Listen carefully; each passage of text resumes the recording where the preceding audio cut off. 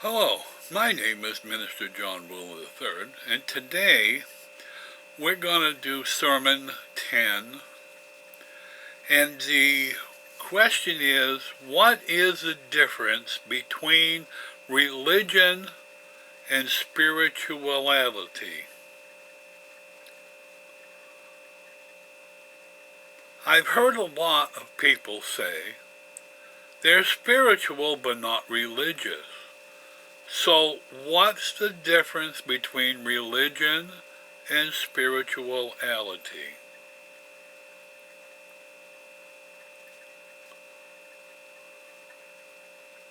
Spirituality is more about a one-on-one relationship with whatever a person's concept of God is, and that this relationship is personal and unique, not the same for everybody. It is more defined by personal experience.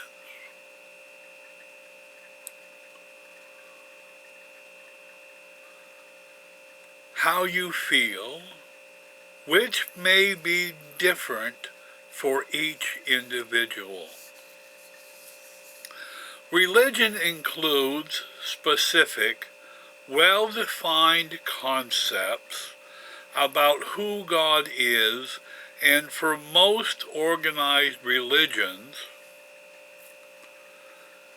includes many rules about what to do and what not to do in order to get into heaven.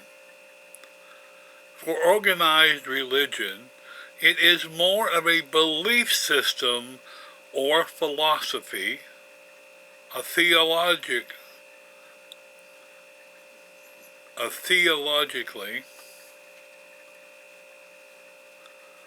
a fixed dogma, more intellectual and from the mind than from the heart. There are many religions all claiming to have the truth. This is one track on the path to finding God. This is the track of the intelligent, the mind, actually intellect, the mind. Unfortunately, most of us have only experienced one track because it has been the main way that most organized religions have taught us. That's okay. But the most liberated spirituality, enlightened people have had an understanding of a second track to finding God, forming a personal relationship with Him. It's like a train track fork. This is the track of the heart, is quest of the love and guidance of God. This track is more about spirituality. It is more about experiencing the love of God than just understanding the facts about Him.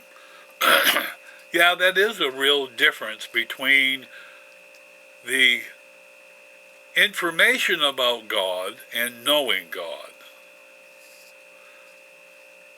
As you may have experienced, when a person thinks about something, it brings on many associated feelings, as thought always precedes feelings. This is how religion and spirituality are tied together. True religion is both together. To understand how thoughts and feelings in the relationship are linked, Think of a special friend or a parent or loved one that you have a relationship with that feels good. Bringing them into your mind, and then notice how you feel. You don't have to label how you feel. Just sit there and experience them. I believe the most important truth about how to find God is to develop a personal one-on-one relationship with God. So how do you develop a relationship with God? The answer is simple. Go about it the same way you develop a friendship with anybody. Simple. Spend time with Him, talk to the Father, and tell Him everything. Share your most intimate secrets, fears, joys, and heartaches. Share everything with Him. Then just sit together and experience a deep love you believe He has for you. Actually, the deep love He has for you. If you're not so sure about how much He loves you, well, count yourself among the many, as this is the stumbling block that most of us have on this planet. If you truly know how much your Father adores you, however, it would change everything if you only knew. Our Father sees the real you and loves you as if you were His only child. He has been there with you through everything, every step of the way. God understands your actions and reactions better than you do. However, it would change everything.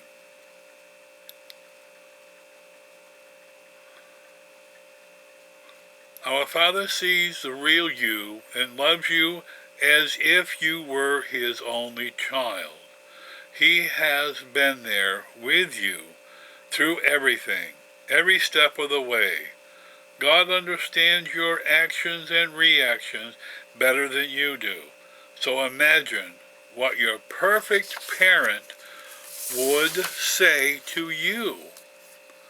Sit with Him a little bit every day, and soon you will not have to pretend you are loved. You will begin to feel His loving embrace. That is how to develop personal, one-on-one relationship with the Father. The Arancha book teaches us, which is, the Arancha book is the best history book you'll ever read, because it tells about the beginning, the end, and everything in between. Jesus' life from when He was born right up until He died on the cross, and then beyond. The Arancha book teaches us many things about both religion and spiritually. Religion is not a technique or attaining a stat and blissful peace of mind. The Arancha book 103:1, however, religion can progress to that level of experience whereon it becomes an entitled and wise technique of spiritual relation to the universe. The Arancha book 102:3. As for spiritually, it becomes at once the indicator of one's nearness to God and the measure of one's usefulness to follow beginnings. Urantia Book 102-4. Furthermore, the highest religious experience is not dependent on prior acts of belief, tradition, and authority. Neither is religion the offspring of sublime feelings and purely mystical emotions. It is rather a profoundly deep and actual experience of spiritual communication and communion with the Spirit, influences resident within the human mind. UB 100, 101-14. True religion is not a system of philosophic belief which can be reasoned out and substantiated by natural proofs. Neither is a fantastic or mystic experience of indescribable feelings of ecstasy which can be enjoyed only by the Roman devotees of mysticism. Religion is the experience of divinity, which is God, in the consciousness of a mortal being of evolutionary origin. It represents true experience with eternal realities in time. The realization of spiritual satisfactions while yet in the flesh. UB 100-1-1. Jesus showed us not only a new concept of God as a loving Father, but exactly how to develop a personal relationship with Him. The olden concept that God is a deity dominated by kindly morality was unstepped by Jesus to that affectionately touching level of intimate family morality of the parent-child relationship, that which there is none more tender and beautiful in moral experience. The Urantia Book 262. In the earthly life of Jesus, religion was a living experience, a direct and personal movement from spiritual reverence to particular righteousness. The faith of Jesus bore the transcendent fruits of the divine Spirit. His faith was not immature, and credulous like a child. But in many ways it did resemble the unexpected trust of the child mind. Jesus trusted God much as a child trusts a parent. He had a profound confidence in the universe. Just such a trust as a child has in its particular environment. Jesus' wholeheartedly faith in the fundamental goodness of the universe was much resembled the child's trust in the security of its earthly surroundings. He depended on the Heavenly Father as a child leans upon its earthly parent, and his fervent faith never for one moment doubted the certainty of the Heavenly Father's overcare. He was not disturbed seriously by fears, doubts, and skepticism. Unbelief did not inhabit the free and original expression of his life. He combined the stalwart and intelligent courage of a full-grown man with the sincere and trusting optimism of a believing child. His faith grew to such heights of trust that it was devoid of fear. UB 196, 11, 011. True religion then combines both tracks, religion and spiritually, as a path to finding God. It is also true if you truly want to find God, the desire in itself evident that you have already found him. Jesus. The UB 130.8.2. This is Minister John Rowland III, and I will see you next time.